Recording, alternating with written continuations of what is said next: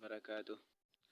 الحمد لله وكفى وسلام على عباده الذين اصطفى أما بعد সম্মানিত বিহার সাংবাদিকবৃন্দ, বাংলাদেশ সরকারের বর্তমান জাতীয় সংসদ নির্বাচনে নব নির্বাচিত যারা সংসদ সদস্য হয়েছেন এন্ড বাংলাদেশ সেনাবাহিনী, বাংলাদেশ আইন শৃঙ্খলা বাহিনী, বাংলাদেশ সকল রাজনৈতিক সংগঠনবৃন্দ এন্ড আবার জানাই নবনির্বাচিত সংসদ সদস্যকে আমাদের সিলেটে গোয়াইনঘাটে সিটি কর্পোরেশন এন্ড পক্ষ থেকে ধর্মোদয় পক্ষ থেকে সকলকে অভিনন্দন এন্ড আহলান সাহলান ওয়েলকাম জানাই। জনাব মাননীয় প্রধানমন্ত্রী বাংলাদেশ জাতীয়তাবাদী দল বিএনপি উপদেষ্টা ও চেয়ারম্যান জনাব তারেক রহমান সাহেব, আমাদের সিলেটের গৌরব, আমাদের সিলেটের ঐতিহ্যবাহী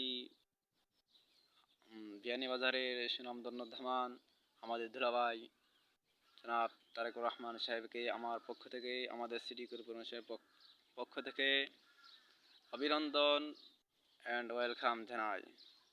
সম্মানিত বাংলাদেশ প্রশাসনবৃন্দ, বাংলাদেশ আইন শৃঙ্খলা বাহিনী, নির্বাচন হয়ে গেছে। বাংলাদেশ নির্বাচনের কমিশনের মাধ্যমে আমাদের একাদশ জাতীয় সংসদ নির্বাচন অনুষ্ঠিত হয়েছে। সকল আসনে ইনশাআল্লাহ সুষ্ঠুভাবে নির্বাচন হয়েছে। কয়েকটি আসনের মধ্যে ঝামেলা হয়েছে। এর মধ্য থেকে ঢাকা 13-র মধ্যে নির্বাচন কিছু ঝামেলার সৃষ্টি হয়েছে। আজকে সংক্ষিপ্ত আকারে আমি আমার বক্তব্য সমাপ্ত করব ইনশাআল্লাহ। মা তাওফীক ইল্লা বিল্লাহ, আলাইহি তাওয়াক্কালতু ওয়া ইলাইহি মুনীব। সম্মানিত মাননীয় প্রধানমন্ত্রী, ইনশাআল্লাহ 2-1 দিনের মধ্যে আমাদের বাংলাদেশের সকল মন্ত্রীবৃন্দ মন্ত্রিসভা হয়ে যাবে। এর মধ্য থেকে আমি একটি দাবি করেছি, আমাদের ওয়ার্ডের, আমাদের আসনের চেয়ারম্যান, আমাদের আসনের এমপি সাহেব ও সিটি কর্পোরেশনের সুনামধন্য মেয়র জনাব আরিফুল সাহেব, উনি যে খণ্ডে ভোট দিয়েছেন আমরা এই খণ্ডে ওনাকে ভোট দিয়েছি। আমাদের গ্রাম থেকে হচ্ছে হাওড় অঞ্চল, হাওড় থেকে অনেক মহিলারা কষ্ট করে ওনাকে ভোট দিয়ে জয়যুক্ত করেছেন। আমরা আশা রাখবো মাননীয় প্রধানমন্ত্রীর কাছে, মাননীয় মেয়রকে এন্ড এমপিকে আমরা দেখতে চাই সিলেটবাসীর পক্ষ থেকে ওনাকে সেতু মন্ত্রী এবং সড়ক প্রতিমন্ত্রী হিসাবে আমার পক্ষ থেকে, আমাদের সিটি কর্পোরেশনের পক্ষ থেকে ওনাকে আহ্বান করি। মাননীয় প্রধানমন্ত্রীকে ওনাকে ওই দায়িত্ব দেওয়ার জন্য আমি বিনীতভাবে অনুরোধ করছি। মাননীয় প্রধানমন্ত্রী আমাদেরকে বিশেষভাবে নজরদারি রাখবেন আমাদের অঞ্চলকে। আমাদের আশা আকাঙ্ক্ষা হলো আমাদের একটা পৌরসভা করা। মাননীয় মন্ত্রী যদি হন, এমপি সাহেব যদি মন্ত্রী হন, ইনশাল্লাহ আমি ওনার সাথে ইনশাল্লাহ সহযোগিতা রাখবো, আর আপনার কাছে ইনশাল্লাহ সহযোগিতা রাখবো।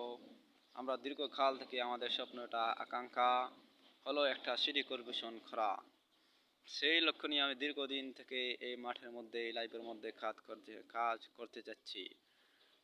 ইনশাআল্লাহ রমজানের মুবারক পরে যদি মহান আল্লাহ আমাকে জীবিত রাখেন, সকল যুদ্ধন থেকে, সকল ফিতনা ফাসাদ থেকে ইনশাআল্লাহ আপনাদের কাছে যথাসময়ের মধ্যে উপস্থিত হয়ে অথবা লাইভের মধ্যে আপনাদের কাছে বিনীতভাবে অনুরোধ করব আমাদের সিটি কর্পোরেশন একটি বাজেট দেওয়ার জন্য। সেই বাজেটটা হলো আমাদের একটা ভবন নির্মাণ করা। এই ভবন নির্মাণের মাধ্যমে অঞ্চলগুলো রাস্তাঘাট এবং বিদ্যালয় বিভিন্নতা হবে। এই আশাবাদে আমরা দীর্ঘদিন থেকে আমরা চাচ্ছি একটা নির্বাচন হয়ে গেলে একটা সরকার গঠন হয়ে যাবে।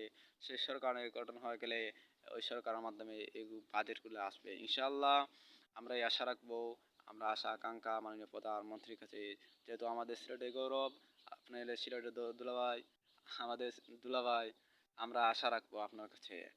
দ্বিতীয় নম্বর কথা হলো ধর্মমন্ত্রী একজন লাগবেন মন্ত্রিসভা, যেহেতু মন্ত্রী গঠন করে যাবেন, তাহলে ধর্মমন্ত্রী হিসাবে আমরা দেখতে চাই মাননীয় হযরত মাওলানা উবাইদুল্লাহ ফারুক সাহেব দামাত বারকাতুহু ধর্মমন্ত্রী হিসাবে।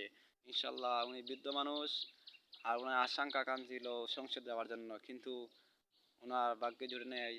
আমরা আশঙ্কা রাখবো ওনাকে ধর্মমন্ত্রী হিসেবে দিলে, ধর্মমন্ত্রী পদ হিসাবে দিলে ইনশাল্লাহ যথাসময়ের মধ্যে উনি কাজ করবেন। আর আমাদের কওমি মাদ্রাসা কওমি অঙ্গনে অনেক উপকারিতা হবে। প্রথম নম্বর উপকারী ইনশাল্লাহ উনি মন্ত্রী হয়ে গেলে আমরা আশা রাখবো কয়েকটি বিষয় নিয়ে। দ্বিতীয় নম্বর কথা হলো মাননীয় নির্বাচন কমিশনকে ঢাকা যারা নির্বাচন যারা প্রিসাইডিং অফিসার ছিলেন এবং যারা আইনশৃঙ্খলা বাহিনী ছিলেন ওনাদের কাছে কিছু গাফলতি হয়েছে। গাফলতি হওয়ার কারণে ওই ঢাকা 13 আসনে বর্তমানে ঝামেলা যাচ্ছে। মাননীয় প্রধানমন্ত্রী এবং বাংলাদেশ নির্বাচন কমিশনকে আমি বিনীতভাবে অনুরোধ করি, যদি ওনারা না মানেন তাহলে পুনরায় নির্বাচন দেওয়ার জন্য আমি বিনীতভাবে অনুরোধ করছি।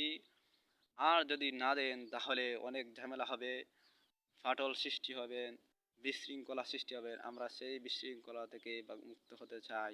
একটি সুষ্ঠু নির্বাচন হয়েছে আর এখানে একটি ঝামেলা হয়েছে, তাই বিনীতভাবে আবার অনুরোধ করছি ঢাকাতে পুনরায় নির্বাচন দেওয়ার জন্য আমার পক্ষ থেকে এবং মাননীয় আমার পক্ষ থেকে আমাদের সিটি কর্পোরেশনের পক্ষ থেকে বিনীতভাবে অনুরোধ করছি পুনরায় নির্বাচন দেওয়ার জন্য।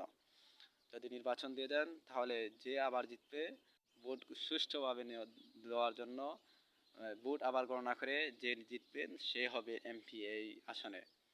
আর যদি আপনারা না বলেন তাহলে যদি সামনে কোনো গণ্ডগোল হয়, ফাটল সৃষ্টি হয়, তাহলে আপনার নির্বাচন কমিশনার সারা বাংলাদেশের দায়ী হবে। আজকে এই বিষয়ে আমার বক্তব্য সমাপ্ত করলাম। ইনশাআল্লাহ যথাসময়ের মধ্যে বক্তব্য রাখবো লাইভের মধ্যে। আর দ্বিতীয় নম্বর কাজ হলো বাংলাদেশ আইনশৃঙ্খলা বাংলাদেশ সেনাবাহিনী আমার কাছে নেট দিয়ে এবং যোগাযোগ করে আমার যেহেতু লেখাপড়া শেষ এবং এই বছর দাওরা হাদিস দিয়েছি। আর দীর্ঘদিন থেকে আমার আশা ছিল আপনারা আমার পিছনের কাজ করেন। আমরা মাননীয় যিনি স্বরাষ্ট্রমন্ত্রী এবং পররাষ্ট্রমন্ত্রী হবে তাদের কাছে বিনীতভাবে অনুরোধ করব আপনাদের বেতন বৃদ্ধি করার জন্য। এই বলে আজকে এই বক্তব্য সমাপ্ত করলাম। বাংলাদেশ জিন্দাবাদ, গোয়েঙ্কা সিটি কর্পোরেশন জিন্দাবাদ, বাংলাদেশ জাতীয়তাবাদী দল বিএনপি জিন্দাবাদ, আমার বাংলাদেশ চিরজীব হোক। বক্তব্য সমাপ্ত করে মরহুমা যারা মরহুমা বেগম খালেদা জিয়া রহমতুল্লাহ আলাইহি রুহের মাগফিরাত করে আজকে বক্তব্য সমাপ্ত করলাম। বাংলাদেশ।